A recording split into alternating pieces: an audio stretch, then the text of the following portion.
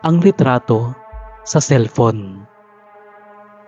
Nangyari ito sa kaibigan kong si Mark, isang call center agent na madalas umuwi ng madaling araw.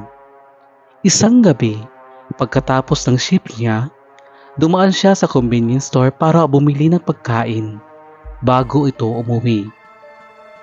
Wala siyang kasama sa bahay. Nasa probinsya kasi ang kanyang pamilya.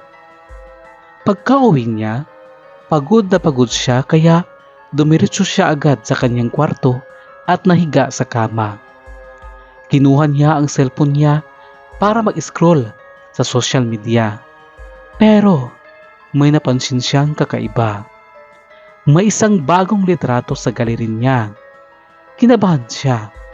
Hindi siya nagpicture buong araw. Binuksan niya ang litrato. Halos mabitawan niya ang cellphone niya. Ito ay isang larawan ng kanyang mismong kwarto, pero kuha mula sa itaas ng kama.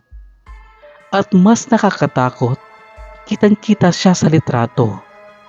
Nakahiga sa kama, hawak ang cellphone. Ibig sabihin, may kumuha ng litrato habang nandun siya. Pero mag-isa lang siya sa bahay. Agad siyang lumabas ng kwarto.